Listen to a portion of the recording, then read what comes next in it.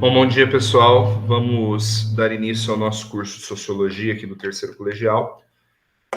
Vamos falar aqui, primeiramente, relações sociais e identidade. Na verdade, sim, essa parte é para nós relembrarmos como introdução alguns elementos que vocês já aprenderam, mas que é importante que quem não lembra tire suas dúvidas e quem, enfim, tenha na mente, recorde, tá? Então, essa primeira aula é para nós tratarmos de alguns temas que já foram trabalhados, mas que é legal nós termos essa revisão antes de começar a sociologia voltada para o Enem mesmo. É sempre assim, né? Sempre esse começo. Esse aqui é o postulado mais básico da sociologia. O ser humano é um ser social. Isso significa que, para a sociologia, o ser humano é algo separado da natureza, porque tudo na natureza já vem configurado, por assim dizer, já vem estabelecido. Então, o instinto, por exemplo, ele é algo inerente ao animal, não muda, é baseado na biologia. E eu coloquei aqui, ser humano tem algum desses instintos, tá?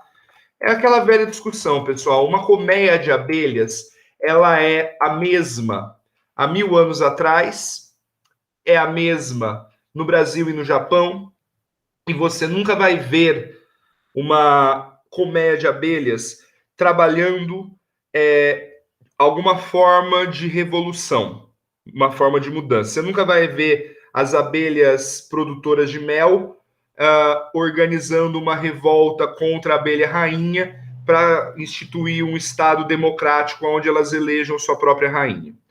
Porque a abelha ela está agindo por instinto, ela não tem consciência, ela não tem linguagem.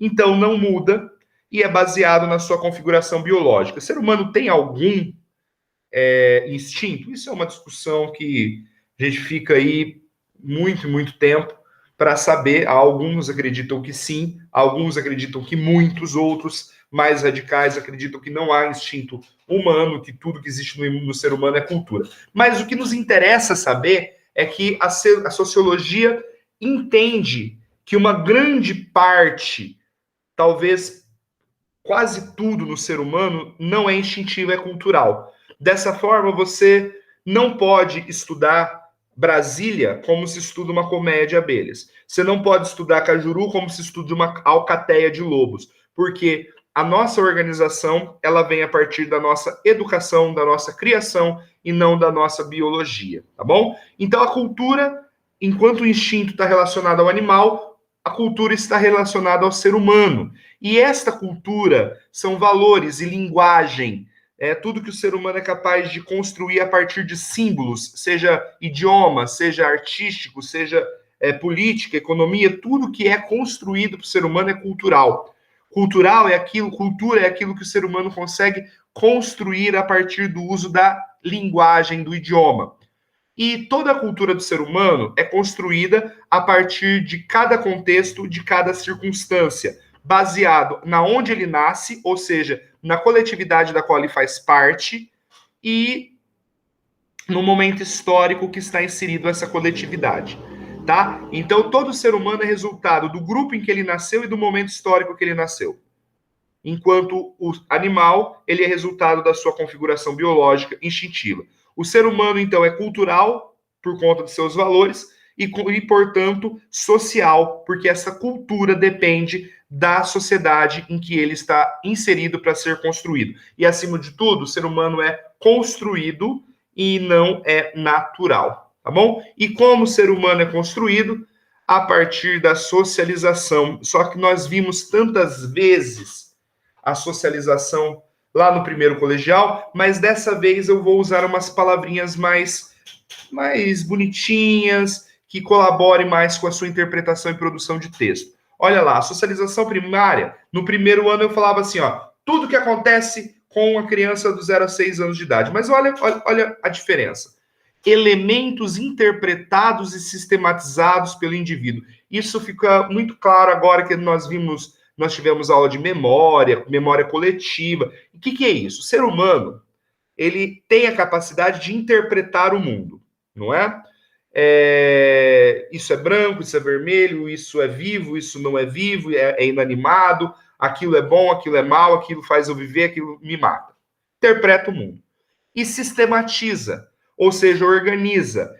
Isso é bom, isso é ruim, isso aqui é perto do animal, isso daqui é mais perto de algo que é construído, esses são os 4 elementos. E então o ser humano ele está a todo momento interpretando o mundo e sistematizando esses conhecimentos que ele interpretou. Então, a socialização primária são todos os elementos que o indivíduo interpreta e sistematiza do 0 aos 6 anos de idade. E é a base do indivíduo e dificilmente a socialização primária é revertida. Eu vou lhe dar um exemplo. Você é educado em português. Você pensa em português, tá? Você pode aprender todas as línguas do mundo, mas você não vai esquecer o português. Você pode aprender 5, 6 línguas, mas você não vai esquecer o português. Porque o português está na sua socialização primária. Você pensa como um brasileiro em primeiro lugar, porque você pensa no idioma do português brasileiro. E assim são as funções de gênero, homem e mulher, o certo e o errado, são as bases religiosas, são todas construídas na nossa infância. E quase impossível, se é que é possível, reverter o que foi construído numa criança. Por isso, é tão importante, e aqui você tem que começar a ser malicioso, ou maliciosa, porque o vestibular ele não vai te perguntar diretamente o que é socialização primária. Você vai usar a socialização primária e qualquer conceito da sociologia a partir do momento que você tem que interpretar textos. Então, por exemplo, por que não pode gritar, falar palavrão perto de uma criança? Porque se você cria a criança violentamente do 0 aos 6 anos de idade, a violência passa a ser base do indivíduo. Ela vai ter, então, empatia com a violência, ela vai se sentir bem ou natural, como se fosse natural a violência. Então, se você xinga uma criança, ela vai ser um adulto que vai ter a liberdade de xingar. Por isso que o bullying é tão combatido, principalmente nas escolas primárias. Se uma criança sofre bullying, a tendência dela, como o bullying vai estar na base da criação dela, é reproduzir a violência conforme ela cresce. Então, tudo que você faz para uma criança até os 6 anos de idade está construindo a mente dela, está construindo a ideia dela. A principal forma de construção desta mente de socialização primária são as atividades lúdicas, as atividades que são brincadeiras, coordenação motora, por exemplo, ou que nós não devemos nos relacionar afetuosamente na frente das pessoas. Aí as pessoas cantam, os 2 namoradinhos, gosta de dar beijinho, neném no vizinho. Isso está sendo cantado para que a criança sinta vergonha de se relacionar afetuosamente em público. Tá? Então, as construções, elas são de atividades lúdicas. Atividades lúdicas são atividades de brincadeira. E mitos, né? Por exemplo, não vai lá por causa do nome do saco. Isso vai tornar a criança cada vez mais à vontade no ambiente privado e mais esperta no ambiente público. A cegonha que vai criar um complexo muito problemático na criança, mas isso já começa a entrar para a psicologia. É porque você não pode simplesmente explicar para a criança de onde vêm os bebês. Bom, esses são os mitos. E o indivíduo, ele depende, então, do coletivo. Então, ele depende do grupo. Então, você é resultado do que aconteceu com você do 0 aos 6 anos de idade e a socialização secundária, que são os elementos interpretados e sistematizados pelo indivíduo dos 6 anos em diante. Mas, dos 6 anos em diante, o humano, o indivíduo, ele já sabe falar, já tem mais ou menos a capacidade de formular hipóteses e falar sim ou não. Então, não é tão fatal a socialização secundária quanto a primária, mas tudo que acontece no indivíduo vai construir. Então, o indivíduo ele é uma constante construção e desconstrução a partir da sua relação com os grupos que ele convive, com o tempo histórico e com as coisas que acontecem. Você é resultado de tudo que você viveu e da forma com que você foi capaz de interpretar e sistematizar isso que você viveu. De novo, você é resultado de tudo que você viveu e da forma com que você interpretou e sistematizou isso que você viveu, tá? Você pode viver uma mesma situação que outra pessoa, mas se você interpreta e sistematiza aquilo como traumático, você vai gostar ou desgostar das coisas e assim por diante. O indivíduo, então, ele passa na socialização secundária a ter a capacidade de crítica e a capacidade de decisão. Por isso que ela não é tão fatal quanto a socialização primária. A ciência que estuda o indivíduo, a construção do indivíduo, é chamada como psicologia. Então, vamos estudar a psique do Bruno. Então, é o psicólogo.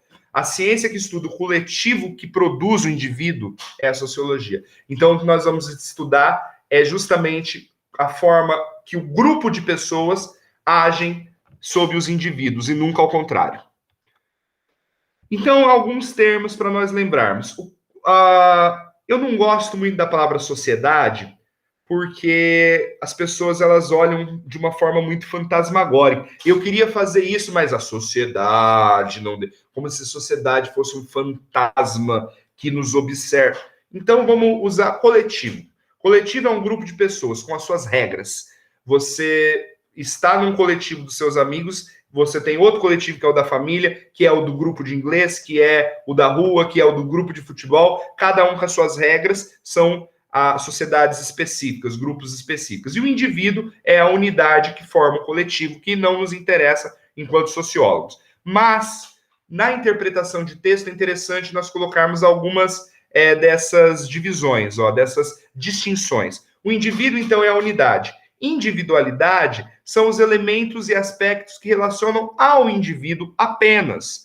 Então, tudo que tem a ver apenas com a sua vida faz parte da sua individualidade. Tudo que faz parte do coletivo que você está, faz parte, então, de uma coletividade. Exemplo, você está pensando no crush. Então, você está fazendo parte da sua individualidade. A sua vida fez você amar ou desamar aquela pessoa. Agora, o retorno das aulas depende de um decreto. Então, esse decreto tem a ver com toda a coletividade do Messias do Fonseca. O seu crush é um elemento da sua individualidade. O decreto do prefeito que faz as aulas voltarem ou não faz parte da sua coletividade. E é justamente essa coletividade, aquilo que tem a ver com todo mundo, que nós vamos estudar aqui. O fato social, que nós vamos ver daqui a pouco, na próxima 2 aulas para frente, são os elementos e aspectos que são relacionados ao coletivo, são as regras, tá? E o individualismo, que é uma parte que o Enem gosta muito de fazer você confundir, na verdade, individualismo não é um termo de sociologia, tá? É uma postura egocêntrica, egoísta, atitudes baseadas nos seus próprios bens e interesses individuais. Isso é um comportamento. Então, o individualismo é quando você tem 2 pedaços de hamburgão para dividir com o seu colega, e aí o colega vai no banheiro e você come o dele. É uma postura que só pensa em você. Lógico que eu dei um exemplo esdrúxulo, mas quando você, por exemplo, pensa só na sua pessoa se dando bem, você então está tendo uma postura individualista que não tem nada a ver com individualidade. Individualismo é pensar no próprio ego. Individualidade são os elementos que têm a ver com a sua psique, com a sua mente. Outros elementos, vamos lá, identidade, elementos que identificam o indivíduo. Então, tudo que tem a ver com você faz parte da sua identidade, seus gostos, suas opiniões, suas formas de pensar,